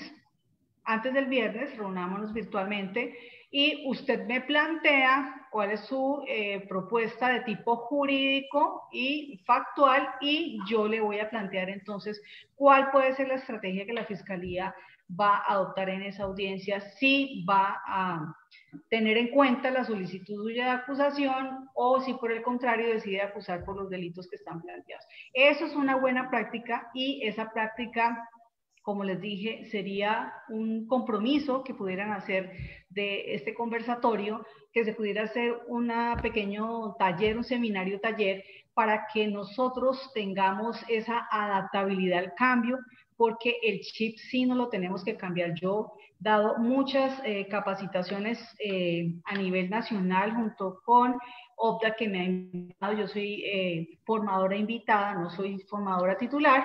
Y precisamente retomando algo que dijo el doctor Francisco Casas, en el entendido de que la justicia especializada es la más rezagada, resulta que esos modelos van encaminados, porque OPDA es una oficina de apoyo y asistencia a fiscales, pero que centra su atención en la justicia especializada, porque a ellos les interesa que los delitos transnacionales, los de crimen organizado, no toquen sus fronteras, los delitos de cuello blanco que tengan impacto en su economía y en su justicia, pues son los delitos que a ellos les interesan.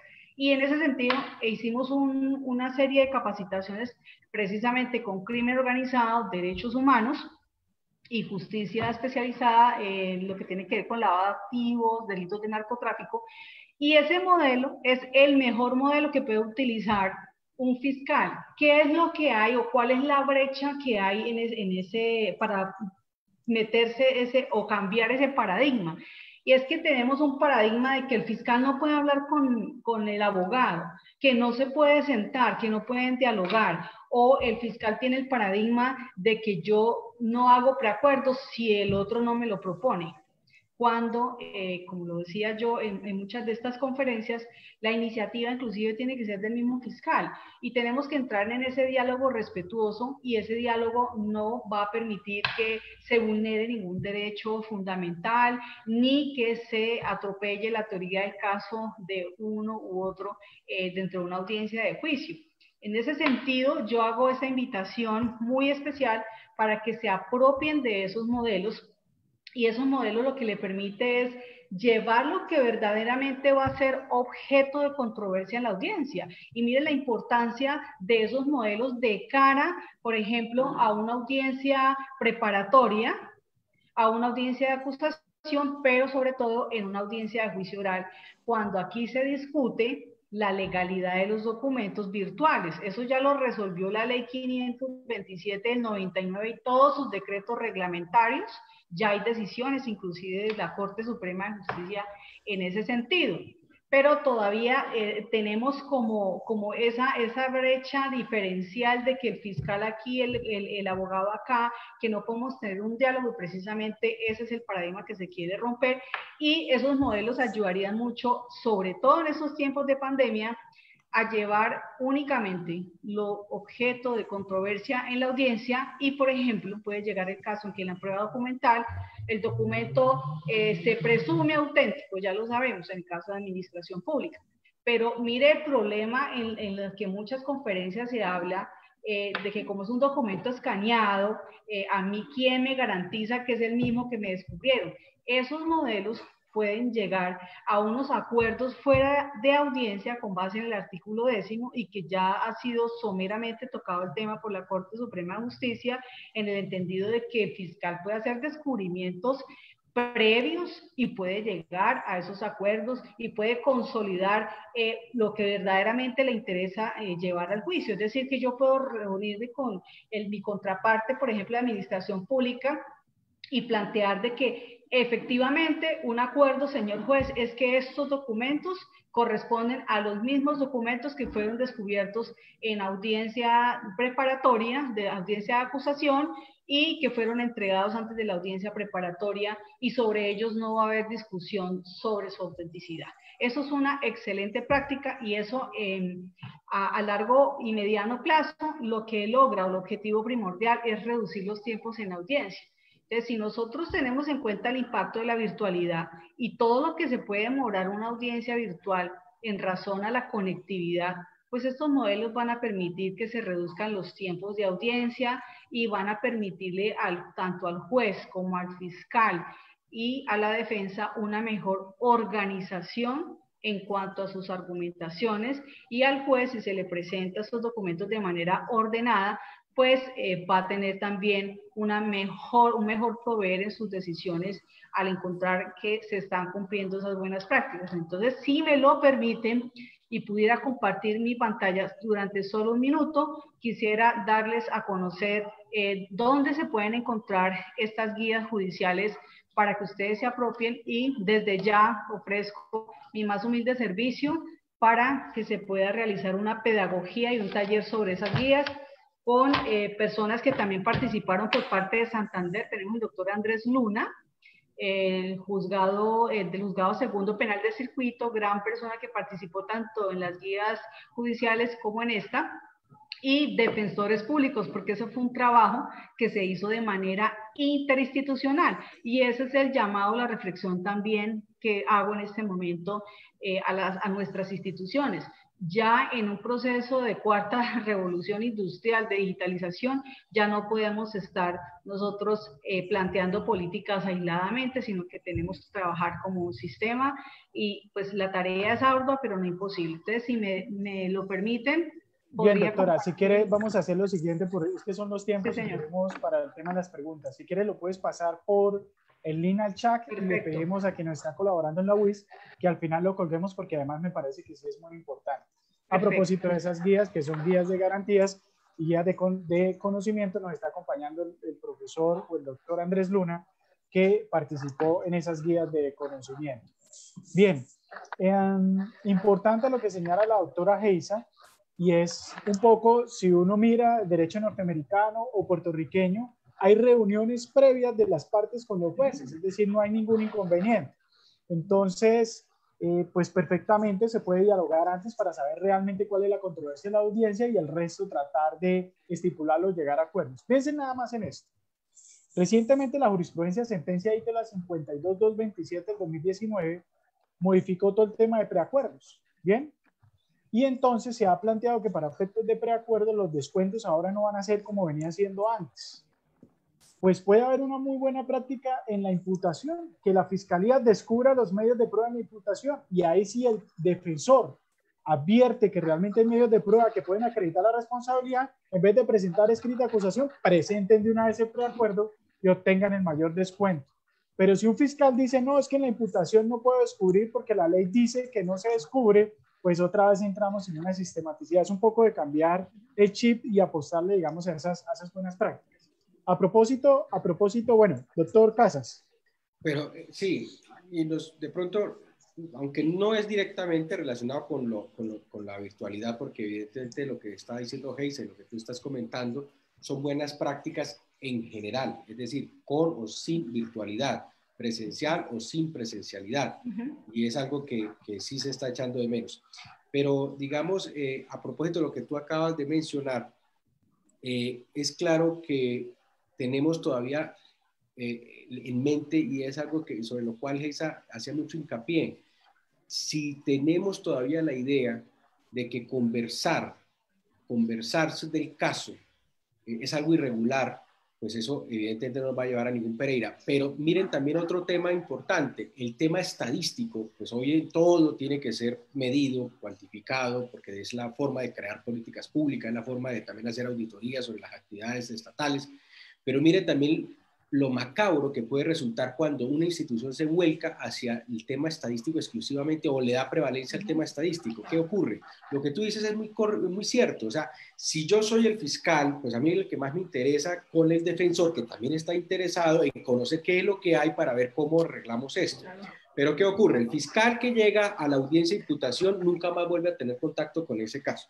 ¿Por qué? Porque ese fiscal realiza las audiencias iniciales y pasa a otro fiscal. Él lo que le importa es la estadística de que yo hice la imputación porque es legalización, el triple combo en mi turno de URI, etc. El otro, entonces, el fiscal radicado, lo que está es interesado en hacer el escrito de acusación y hasta ahí llega con el caso. ¿Qué alcanza a hacer en ese corto tiempo? Prácticamente nada. El defensor, porque también entró en la misma mecánica, el defensor entonces es el que está en garantías, porque con eso fluye más, hay menos aplazamientos, hay más estadística, pero ese defensor, pues realmente no es que se comprometa, perdónenme, estoy hablando en términos generales, no estoy hablando con alguien en particular, pero el sistema empuja a eso.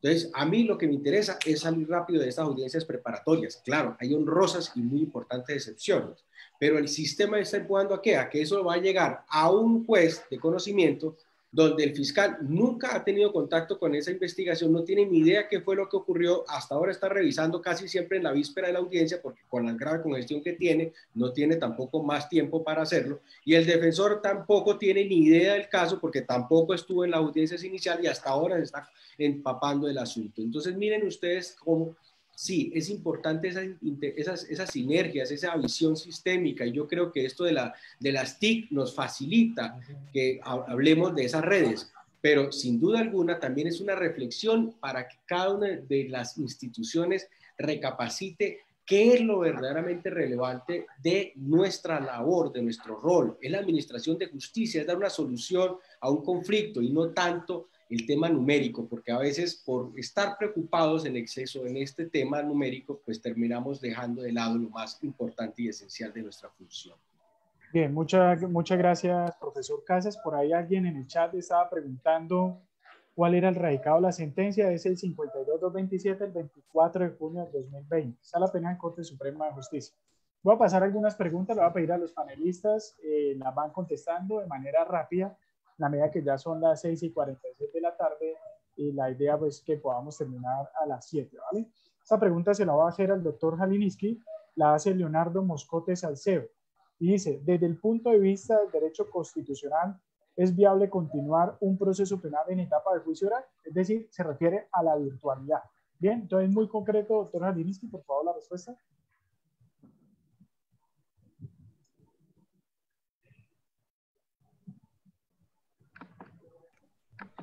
Claro que es posible y en este contexto debe ser así porque no tenemos otra alternativa sino los entornos virtuales para garantizar el derecho fundamental al acceso y a la tutela judicial efectiva.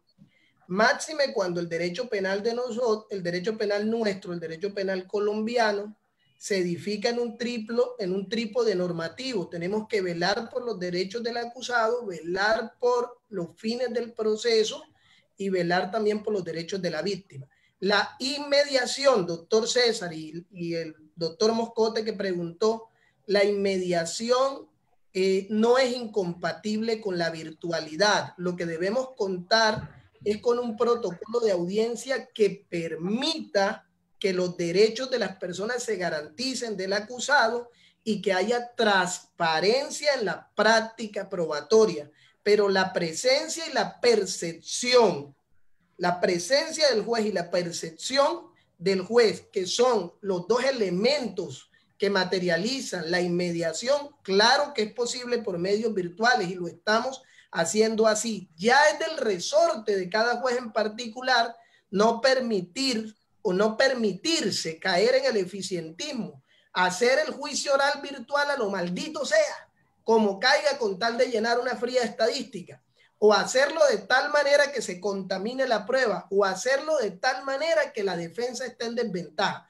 Maximizar la dirección del proceso con lo que hay, pero claro que es posible y no tenemos otra forma de hacer juicios orales sino de forma virtual. Que faltan recursos para tener un mejor internet, para tener mejores aplicaciones, para cambiar la mentalidad presencial por la mentalidad digital, se necesita muchísima plata, pero mientras eso sucede algún día, nos toca trabajar con lo que hay. No es incompatible la inmediación con la virtualidad. No se trata tampoco de sobrevalorar la virtualidad en contra de la presencialidad o viceversa. Son dos opciones válidas y que se pueden hacer siempre y cuando contemos con dirección del proceso y con un protocolo claro que nos permita garantizar los derechos de partes intervinientes. Bien, muchas gracias, doctor Jaliński, por su visión que la comparto en su totalidad. Doctor Iván Zambrano, una pregunta que tiene que ver con juez de control de garantías sobre el rol que asume la Fiscalía ante estas audiencias, tanto presenciales y ahora de manera virtual. Dice, la hace Jorge Enrique Forero Ardila. Sería muy importante que la Fiscalía, antes de ir ante el juez de control de garantías, haga un correcto filtro del caso para evitar audiencias innecesarias. Gracias, César. Sí, y de hecho, en la actualidad, me atrevería a asegurar que se está cumpliendo. Cuando se refiere a filtros, asumo que se refiere tal vez a algunas diligencias que por política criminal posiblemente no tengan la connotación de mayor impacto social. Es cierto, también existen ciertas diligencias que, digamos, para la situación actual de crisis no ameritarían continuar o realizar el ejercicio riguroso de la acción penal. Yo recuerdo que al inicio de toda esta situación, cuando lo charlamos en un comité interinstitucional en el que también está el doctor Luis Francisco Casas, se mencionó, por ejemplo, que algunas diligencias de legalizaciones de captura por tipos como fugas de presos, ojalá no se realizaran, pues, dado que no tenía el impacto social, la situación pues ameritaba tal vez dar otra salida, una salida administrativa de conformidad con la ley 1709. Y bueno, esa situación ha venido en todo caso siendo un poco más flexible, además por la situación en la que se encuentra nuestra colectividad. Ahora, que si debe existir el filtro, lo hay. Que si deben existir protocolos, también existen. En lo personal, siempre que existe una solicitud de audiencia preliminar, se le solicita respetuosamente a la fiscalía o al solicitante de la audiencia que ponga en conocimiento de su contraparte, pero especialmente del despacho, los elementos materiales probatorios debidamente escaneados. La mención que hace el doctor Jalininski de maximizar el principio de buena fe, yo creo que también lo hemos realizado, y ello me conduce a plantear que a pesar de las limitaciones y los problemas naturales que puedan surgir en este contexto imprevisto, un poco improvisado, el resultado es bastante positivo. Creo que para la Fiscalía ha sido bastante benéfico el poder contar, por lo menos desde su despacho o desde su residencia, en que para acudir a una audiencia no tenga que trasladarse hasta el Palacio de Justicia. Si eventualmente no se hace, entonces tenga que perder toda una jornada laboral, sino que desde su lugar incluso de trabajo, de teletrabajo, pueda continuar cumpliendo sus funciones. Entonces, en términos generales, el resultado de esta actividad ha sido bastante positivo. Hay que maximizar las virtudes, naturalmente, hay cosas por corregir, por mejorar, y yo creo, tal vez como se ha mencionado y es transversal a la intervención de todos, en el campo de lo penal, del área penal de la jurisdicción ordinaria, nosotros no hemos cesado funciones, siempre hemos estado prestos a atender las solicitudes y la demanda de administración de justicia que requiere la comunidad. Y en gran parte eso sí se debe abonar a la buena disposición que han tenido todos los intervinientes dentro del proceso, tanto la Fiscalía como los defensores, el Ministerio Público, incluso los administrados. En el caso de garantías, cuando existen pruebas de oficio que deban practicarse por X o Y motivo, asisten, participan. Entonces, ha sido, desde mi perspectiva, bastante favorable la adaptación a este nuevo esquema, y también, tomando la pregunta inicial, la Fiscalía ha reunido esas exigencias, digamos, de seleccionar debidamente los casos y de prepararlos especialmente. Hay cosas por mejorar, eso es notable, pero vamos bien, digamos, en esa calificación o en ese examen global de lo que tenemos. Bien, muchas gracias, doctor Iván Zambrano. Doctora Geisa, muy concretico, por favor. La pregunta: ¿es posible que los elementos materiales probatorios y evidencia física se remitan horas o días antes de la audiencia, sea de garantías o de conocimiento, a excepción del juicio, o es posible que los del juicio también? Esa pregunta la realiza Sandra Janet Camacho Parra. Es posible que se remitan para efectos de llevar a cabo la metodología que implementa las MOPAs a su contraparte, ¿sí? Inclusive a la Procuraduría.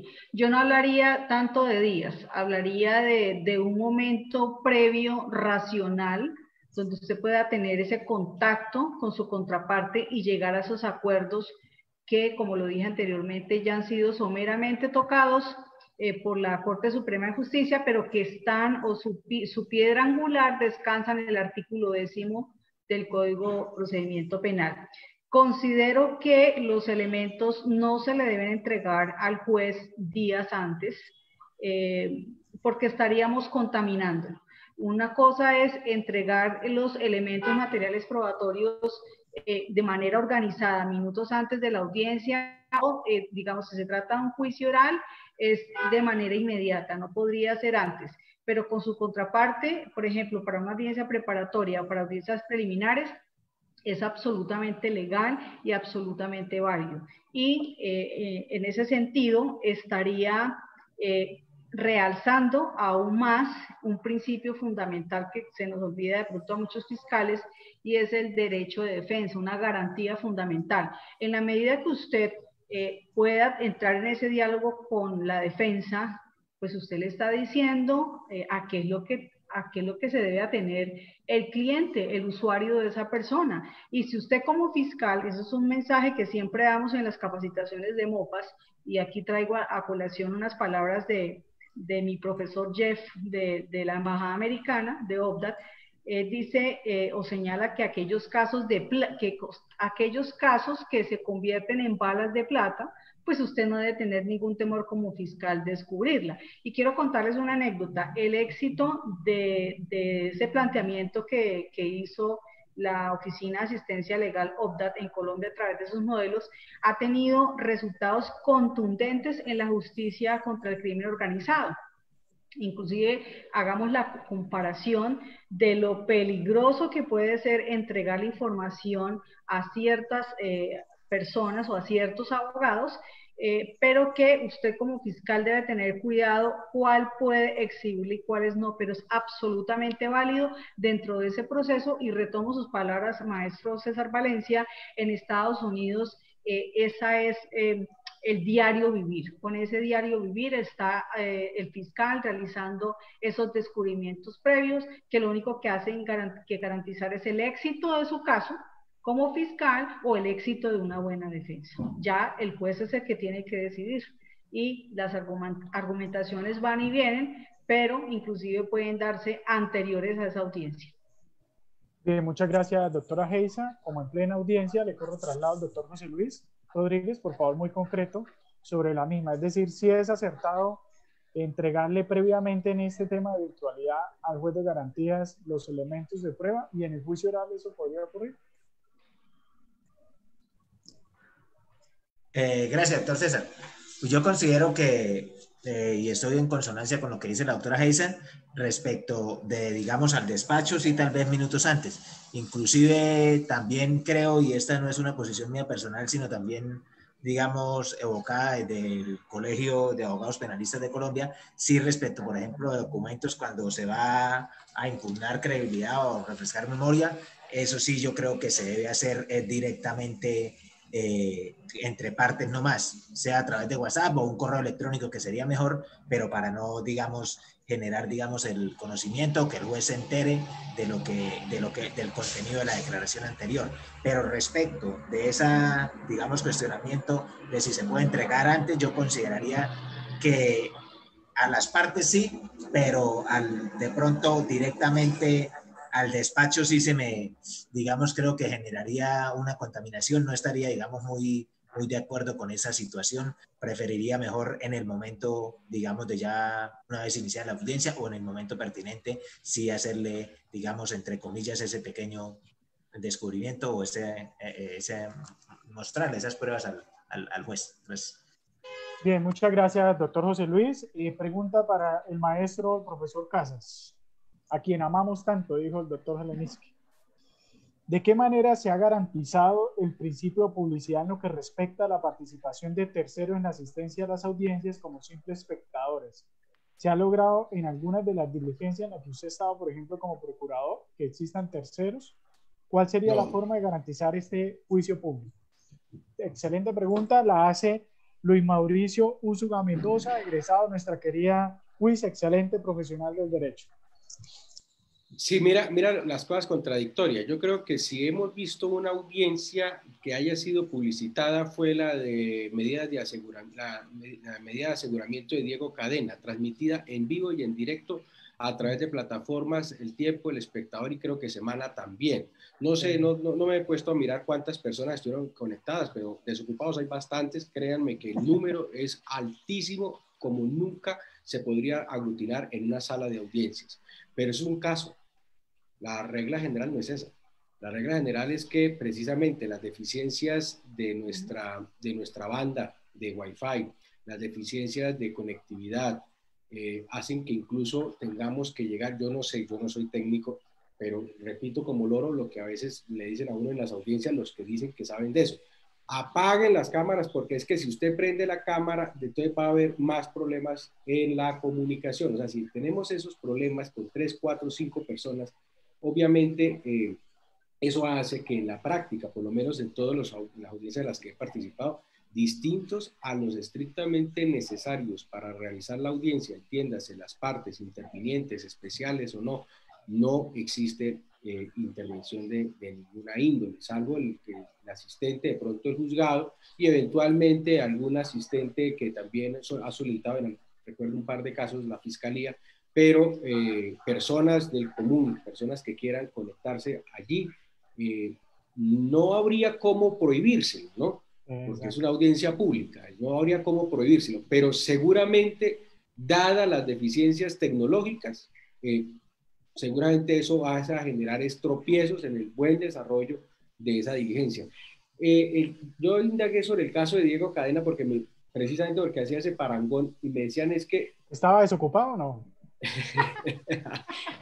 Casualmente, entonces vi que lo que se hacía era que, por decir algo, el tiempo tenía la posibilidad de conectarse y a través, no sé de qué cosita ahí de tics, ellos hacían el eco en su página. Entonces, obviamente, no es que todos estén en la misma plataforma, es algo que se podría pensar, porque en efecto hay audiencias en las que en especial hay de pronto interés público, son audiencias de casos mediáticos, o hay audiencias sencillamente donde más allá de los estrictamente considerados parte intervinientes pueden tener también gusto y un especial interés de participar, y entonces se podría estar pensando en esas réplicas que permite la tecnología. Lo que pasa es que somos analfabetos, esa es la verdad, y estamos apenas empezando a hacer la A, la E, la I, la O y la U en esto de la virtualidad. Pero vea, maestro Casas, que usted da una recomendación, oportunidad de mejora al principio de publicidad, que es una manifestación de la democracia participativa, es decir, el pueblo tiene derecho a conocer las audiencias. Eso tan interesante que, a pesar de que usted al inicio dijo que era más viejito, fíjese que como estamos haciendo en estos momentos, estamos en una plataforma Zoom y lo replicamos en un Facebook Live que lo están pudiendo ver o lo vieron alrededor de 90 personas, se podría hacer, y me parece que es excelente esta idea, que ojalá la estén viendo en el Consejo Superior de la Judicatura para... Y César, entiendo, ahora haciendo memoria, entiendo que hay un juzgado de control de garantías en Bogotá, no me diga cuál, pero sí, y no me consta porque no he participado ni me he puesto a buscar, pero sí alguien me dijo que había un juzgado de control de garantía en Bogotá que tiene su página o su canal en YouTube y se transmiten sus audiencias incluso antes de la pandemia. Es decir, en eso está garantizando al máximo esa publicidad, que en efecto la razón de ser de la publicidad es el control que se ejerce sobre una actividad estatal como lo es la judicial. Bien, estuvo conectado el doctor Jair Vega, que también es juez, y señala que sí han participado terceros en las audiencias, por ejemplo, que él celebra. Entonces, muchas gracias por su aporte, doctor Jair. El doctor Jalinsky, no sé si quería ya decir algo para poder culminar. Doctor Jalinsky, decida, o dice lo que iba a decir o responde esa pregunta que le enviaron por el Facebook Live, y es que dónde se consigue su libro. Decida, pondere. Las dos cosas. Mi libro lo pueden conseguir escribiendo al 320-558-4005. Son los encargados de la distribución. Es un libro que podría ayudarle mucho a los litigantes. A los estudiantes de consultorio. A los estudiantes, sí, porque es un libro pensado en jóvenes abogados que no cometan los errores que yo cometí como litigante y no se lleven los golpes que yo me llevé, que me llevaron a escribir el libro, y para jóvenes abogados principiantes y para estudiantes de último año de derecho. 320-558-4005. Quería hacer una acotación a lo que dice el doctor Casas respecto de la presencia del público en las audiencias virtuales en penal. Sí es cierto que el link uno se lo comparte solo al fiscal, al abogado, al acusado, tal vez al Ministerio Público. Pero en la plataforma que yo manejo de la rama judicial, la ICIS, hay un micrositio en la rama donde cargan todas las audiencias, porque ¿qué hace el público durante la audiencia? Pues no hace nada, ¿no? Es un espectador. ¿No será que podemos garantizar la publicidad permitiéndole al público que, así como me permiten a mí descargar las audiencias ya grabadas, el público también tenga acceso, y así se garantiza la publicidad? El que quiera ver una audiencia la ven diferido ya grabada, porque mientras se está haciendo la audiencia, ¿en qué incide la participación del público ahí? ¿Tiene alguna participación? ¿Puede incidir en algo? No. Pienso que por ahora, mientras contamos con una mejor plataforma, esa podría también ser una salida, doctor Casas. Bien, muchas gracias, Jalinsky. Vamos a dar entonces por clausurado. Bueno, doctor José Luis, un minuto, por favor. Sí, doctor César, gracias. Que tengo una pregunta que hace un compañero. Entonces, creería que el indicado para contestarla sería el doctor Francisco Casas, ¿sí? Dice, si el 16 de marzo al 15 de abril hubo suspensión de términos en los procesos que no tenían privados de la libertad. Sí, entonces se la subroga al doctor Casas, qué pena con el doctor Casas, pero creo que va al término, entiendo que se refiere a prescripción. Gracias. Bien, doctor José Luis, está subrogando al moderador también, pero bueno, el profesor Casas tiene derecho a hablar cuando quiera. Y sobre el tema de la prescripción, eso no se... O sea, una cosa son la suspensión de términos judiciales, que en efecto lo había, pero eso no tiene ninguna implicación frente a la contabilidad del término de prescripción de la acción penal. Esto es precisamente un límite temporal que tiene el Estado para el ejercicio de su acción, ¿sí?, punitiva, y es una limitante a ese jus puniendi, a ese derecho a sancionar, de manera que eso no, todos esos acuerdos y todas esas cuestiones que han suspendido términos dentro de los procesos no tiene ninguna repercusión frente a esas otras contabilidades. Bien, muchas gracias, maestro Casas. Vamos a declarar entonces clausurado este evento. En primer lugar, pues agradecerle a los panelistas, a la doctora Keisia Larrota, por ahí estaban escribiendo también en el grupo que si el teléfono es público, que no lo tenga solamente el doctor Iván. Doctora, obviamente por las apreciaciones que ha dado tan profundas en esta disertación, le agradecemos mucho. Esta casa pues tiene abiertas las puertas para usted. También le agradecemos mucho al profesor Casas, nuestro querido maestro de siempre, que así se lo hemos reconocido y se lo seguiremos reconociendo. Gracias por meternos en esta línea y ahí vamos a estar, doctor, a ver si lo llenamos de orgullo algún día. El doctor José Luis Rodríguez Herrera, también muchas gracias por habernos acompañado, por haber representado en estos momentos a los litigantes, por todos sus aportes. Al doctor Iván Zambrano, egresado de esta casa de estudios, que hemos indicado, ese sí se leyó el libro de Zaffaroni y Derecho Penal Humano, porque es un juez bastante humano, creo que representa muy bien el perfil del egresado de la Universidad Industrial de Santander, y a mi amigo Aliniski Sánchez Meneses, que nos aportó desde Tamalameque, César. De verdad que nos sentimos allá como si estuviéramos debajo del palo de mango en el Chinchorro, mi hermano. Entonces, muchísimas gracias y la voy siempre abierta para usted. Indudablemente, muchas gracias para todos y todas los que estuvieron conectados en el Facebook Live. Lo que manifestaron, los comentarios y las preguntas muy pertinentes sirvieron para la retroalimentación. En igual sentido, se le indica a los espectadores que están abiertas las inscripciones a la Maestría de Derechos Humanos de la Universidad Industrial de Santander para efectos de que se animen. Es una muy, muy buena maestría. En igual sentido, para efectos de que se conecten en el evento de este viernes de Justicia Digital. También agradecemos a la Universidad Unisafil por el apoyo que se ha brindado y obviamente al semillero que apoyó a esta organización.